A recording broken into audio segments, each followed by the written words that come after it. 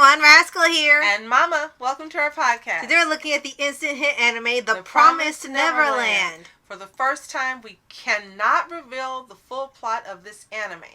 What we can say is that it revolves around 3 kids from an orphanage who are planning an escape. If you tell the whole plot, you will be spoiled before the first episode. And I remember when Rascal first told me when she started checking this out. And she had gotten, I think she was on the 2nd episode. And I said, are you going to tell me about it? And you said, I can't. And I'm like, what? I can't because I can't. And then she got to the 3rd episode. Do you want me to watch it? Yes, but I can't tell you anything about it. I'm like, And I was like 8 episodes in. So then, no, it wasn't that far in. Oh, okay. You only got to 5 before I joined in. Thank you. So by the time you got to the 3rd episode, I said, okay, well then let me watch 1 through 3 and catch up with you. Mm-hmm. And then I caught up with you, and then episode 4 aired on TV, and I watched it live with you. Right. But she's absolutely right. If she had told me anything about this series, I would not have watched it. Yeah. I would have had preconceived notions, and you really can't prepare for what this show is about. You can't prepare for trouble. Prepare. You can't. Yes. And the ads that run for it on Toonami. Yes. Are great at keeping you in the dark. Unless you watch the show, the ads make completely no sense. Right. They don't mean anything unless you watch the series. Right. Take it? Yes. I actually heard about the show a lot online, and someone had made a little mashup between this and one of the X-Men movies that haven't come out yet. And it said, do not watch this video if you have not read the manga or seen the anime. I watched a little bit of the video anyway, but I didn't know what was going on. I also didn't know what the show was about. I could never find what the show was about. So on all sources, unless you are actually reading it or watching it, no one tells you what it's about. It just says they're at the orphanage, they want to escape. That is all they tell you. And then once you see it, like, oh, that's why you can't, because just telling that will just ruin the entire show. So you have to be kept in the dark until you decide to view it for yourself. Right. So if you're watching this podcast, you've probably seen it or you're curious about it. That's all you're going to get out of us. What we can tell you is that it's different from any anime or show we've ever seen. The characters, they can remind you sometimes of other characters, but still they're well developed. The script's well written.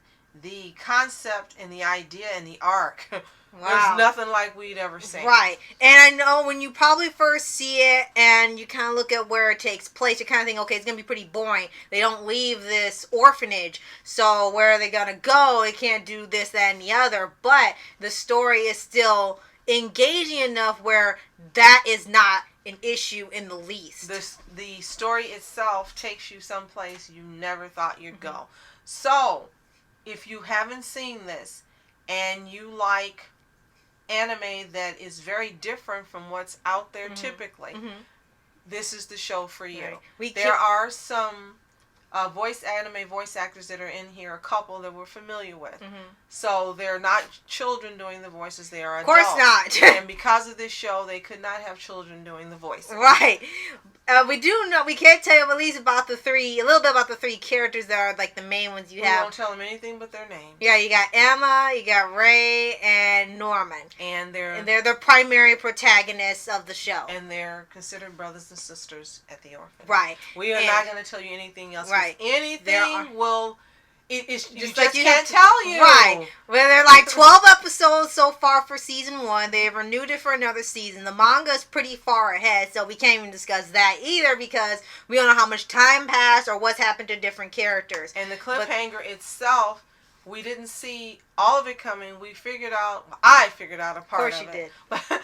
But the cliffhanger itself leaves you like, okay, when is this show coming back? When is it coming back? Yeah. We don't know yet.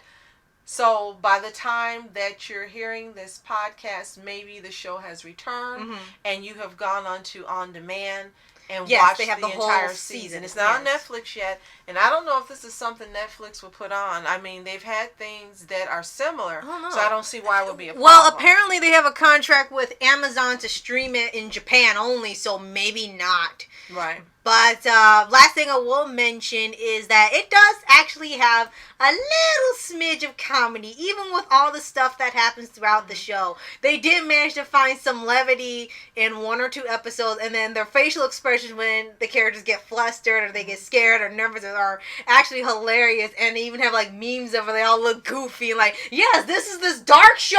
Yeah, remember this is dark, but then they make these faces. It's described as dark fantasy, science fiction, and thriller. And it appears in Jump Comics. It's considered shonen, and appears in Jump Comics. So, Weekly Shonen Jump. Yeah. So, you've got to see it. If you like shows that are darker and have a gritty plot, this is for you. If you like the happy or a gag anime or something, don't watch this show. Right. It is not for you. Right. If you're looking for something lighthearted and joyful, do not watch this show. Okay. Absolutely don't. We made the mistake of asking my best friend to watch it, and she watched the first episode, and she was like, "What on earth made you think that I would like this show?" And it was like, I felt really bad because it was her first introduction to anime, and when we look back on it in hindsight, this was the worst show we could have ever told her to watch to introduce her to anime. And she's like, "I never want to see anime anymore, but this isn't regular anime. I don't care. Why would you think I would like this?" So this is not for this anime is not for beginners. Only when you've watched like Full Metal Alchemist or Black Butler and some other darker ones, and you're used to that tone or like it, then watch it. If not, steer clear. I say watch some fun ones first, and then go to the dark ones like this. Don't start your anime journey with this show, unless, of course, you like dark. Right. If you like this type of anime, then it'll work. If you like this type, whether it's anime or movies or whatever, if you like dark thriller, because it does remind you of something live action. Honestly, it sounds like a live action movie or series rather than anime. And the only other thing we can tell you, since the genre is science fiction, then you know it takes place in the future. That's it. It's future! So if by any chance any of you have seen the first season of Promised Neverland, let us know what you think in the comments below. Try not to put any spoilers for those who are reading and haven't watched it. Yes. And if you haven't seen it, again, if you like dark fantasy, science fiction, thriller type shows, this is the show for you. Right. So, thank you so much for watching. I'm Ask Entertainment. And I'm Mom Entertainment. Have a toontastic day. Peace. And reporters sitting flashing lights, trying to walk around, man, who the hell are you? What you wanna do? Well, man, it's on you. Man, it's on you. With her in my dreams, she was my queen. A castle in the mountaintops, rivers and streams. Plucking sunlight from the sky in my pocket. Give it to you later on in the phone.